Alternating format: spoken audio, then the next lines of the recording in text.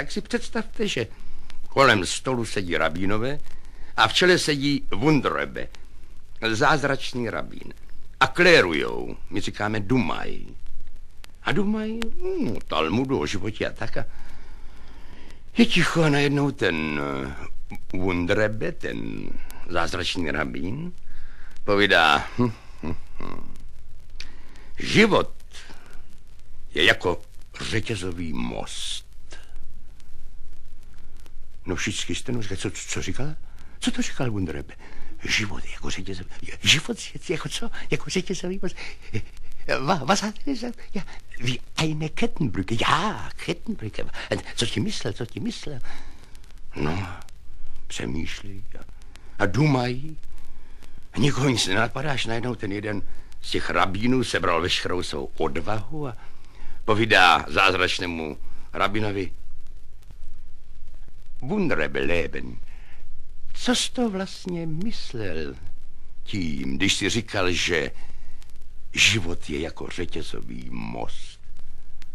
Wunderebe pokrčil ramenama, podíval se na něj a povídá: vím já. Když jde o moudrost v židovské anekdotě, tak je dobře zajít si k rabínovi. Ale pro chytrost, pohotovost nemusíme tak daleko. Stačí zastavit se u pana Roubička nebo u pana Kohna. Jako třeba nedávno potká pan Kohn pana Roubička a povídá: poslouchaj, Roubiček, teď oni mi ani neřekli, že jejich Etelka se vdala. No co bych jim říkal, že naše Etelka se vdala, když naše Etelka se nevdala? No jak to, že nevdala? Teď zrovna jdu parkem a koho nevidím jako jejich Etelku, sedí na lavičce jako i děťátko. No má čas, má mlíko, co by nekojila. Nejenom s dcerou může mít pan Roubiček trampoty.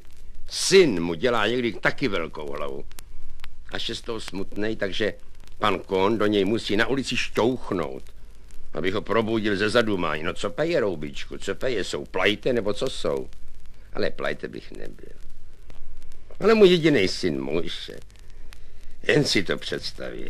Tak se vrátil se z rekreace a první, co mi povídá, že se asi jako budu zlobit, ale tedy jako on Mojše teda, že už nechce být žid, že chce být křesťan, no. Tohle mě muselo potkat. Co tomu říkají? No co tomu říkám, no. Jo, že to je komický, že oni to říkají mně, to tomu říkám. Můj jediný syn, Efraim, znají ho, ne? Přijel stater, a ještě ani nevešel do bytu a už na chodbě volá: papa, já už nechci být žid, já chci být křesťan. No proto říkám, že to je komický, že oni tohle říkají mně. No stáli proti sobě pan Kohn a pan Roubiček a byli smutní, no co měli dělat. A kdože prej jim poradí, až pak se jaksi ujednotili na tom, že jedině rabín, tak šli za rabínem. Rabín je posadil a pozorně je vyslechl a když skončili, tak mlčel. No tak co tomu říkáš, Rebe? Ptali se, no. Co tomu říkám? No, že to je komický, že vy dva to říkáte mně, to tomu říkám. Můj jediný syn Izák se vrátil z Tel Avivu, ne? Študoval tam na rabína. Přijel tadyhle se posadí a povídá: mám pro tebe, papá, 2 špatné zprávy.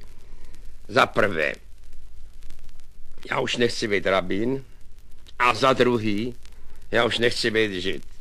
A já chci být křesťan. No a proto teda říkám, že to je komický, že vy dva to říkáte mně. Joj, povídá pan Roubiček. Tedy tomuhle říkám neštěstí.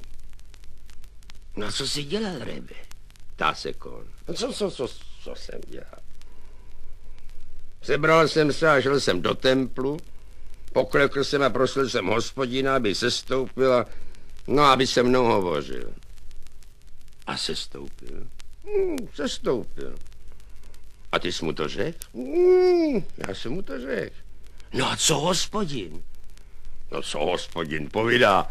No to je komický, že ty tohle říkáš ausgerechnet mně. Ale já znám ještě jednoho pana Roubička a o tom bych vám rád vyprávěl. On totiž pracuje pro BIS, čili pro British Intelligence Service. Kdo čte špionážní detektivky, tak dobře ví, co to je. No, zavolali si pana Roubička na velitelství a pravili mu: pane Roubičku, pověřujeme vás velice důležitým a důvěrným úkolem. Tady to je váš pas, samozřejmě falešný. A tady je vaše letenka do Říma. Přiletíte do Říma a na letišti vám malý chlapec prodá Corriere della Sera. A v těch novinách naleznete nový falešný pas a letenku do Alexandrie. V Alexandrii na letišti zajdete do baru, objednáte si nahlas Pepsi Colu, načež krásná dívka upustí kabelku a odejde. Vy tu kabelku zvednete a naleznete v té kabelce nový falešný pas a letenku do Tokia. V Tokiu pro vás přijedou z hotelu Sakura, kde budete bydlit 3 dny. 3. dne naleznete v koupelně pod ručníkem nový falešný pas a letenku do Tel Avivu. V Tel Avivu na letišti usednete do taxíka a pojedete rovnou na hlavní nádraží a tam se vmístíte do davu. A budete chodit hodinu po městě, až si budete zcela jist, že vás nikdo nesleduje. Zajdete do Mosesgasse číslo 13. V tom domě bydlí jistý pan Finkelstein. Spojíte se s ním a vyřídíte mu, že fialky vadnou a opadávají. Že fialky vadnou a opadávají. Tím splníte svůj úkol a vrátíte se do Londýna. Budete si to pamatovat? No, pan Roubíček měl fotografickou paměť.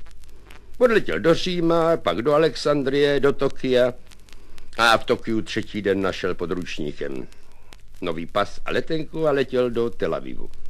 Všechno klapalo, jak mělo. Když v Tel Avivu zjistil, že není sledován, zašel do Mosesgasse a našel dům číslo 13 a vešel dovnitř.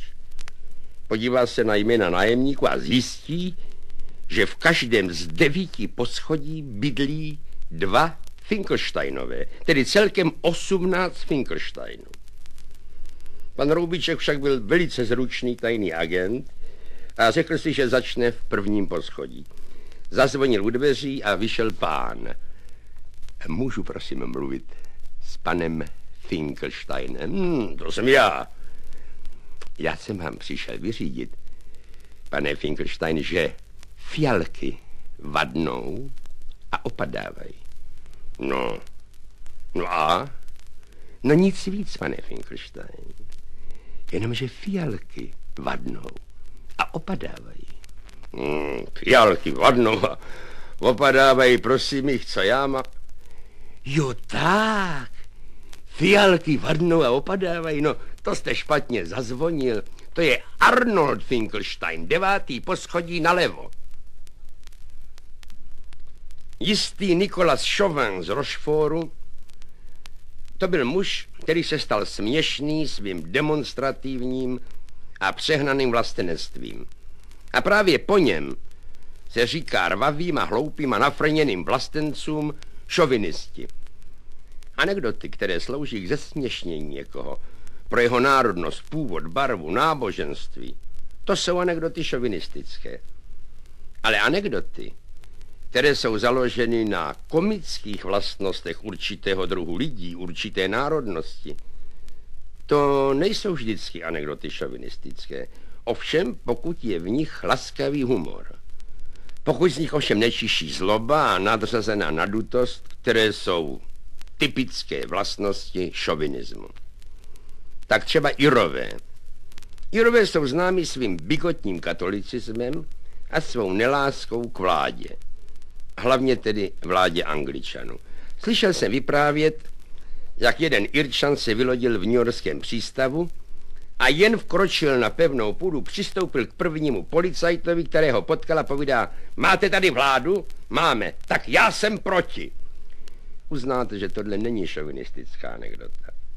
Právě tak jako ta, která se směje irskému katolickému šovinismu a klidně by se mohla jmenovat dialektický výklad návštěvnosti vykřičených domů. Byl totiž jeden takový vykřičený dům, také se tomu říká Hambinec, nebo Nevěstinec, nebo Hampus, v jedné takové zapadlé newyorské ulici, kde zrovna kradli plynové potrubí. A v hlubokém příkopu uprostřed ulice pracovali dva Irové, jeden starší, jeden mladší, a vždycky, když se opřeli o lopaty, odpočívajíce, tak jim koukali jenom hlavy. A jak tak stojí nepozorováni, vidí, že po ulici jde rabín. Přejde kolem nevěstince, zpomalí, dělá jakoby nic, pak se zase otočí a přejde znovu a zase jakoby nic a najednou šups a zmizí ve dveřích. Ten starší Ir se podívá na toho mladýho a povídá, tak tady máš židy, rabín, ženatej, má děti a ženu a podívej se, kam ho čertí ženou. Fuj, tajbl. Pokřižovali se a chtějí pokračovat v práci, ale za rohem se vynořil chodec, evangelický pastor. Přejde nevěstinec krokem pružným, trochu zpomalí, pak se vrátí už méně pružně, přejde znovu a hup a zmizí ve dveřích. Povídá ten mladý Ir tomu starému Irovi. No a tady jsou ty protestanti, podívej se, pastor, ženatej, děti má doma, ženu a furt protestujou a podívej se, kam ho čert nese. A odplivnou si a pokřižujou se a chtějí si dát do práce, ale jo, pane, kdo to nepřichází jako velebníček, katolický farář s kolárkem na krku. A zase přejde kolem Hambince, jakoby nic, a pak se zastaví, otočí oči k nebi, kvůli počasí asi, a pak zase se vrátí a hups, šups a zmizí za dveřmi. Starší Ir se podívá na mladšího Ira a mladší Ir se podívá na staršího Ira a dlouho nic neříkají. Až najednou ten starší si povzdechne. Jo, tam asi musí být někdo strašně nemocnej. No a dali se do práce. Abych vám řekl pravdu, tak mě dalo přemýšlení, kterou anekdotu bych vyprávěl jako poslední.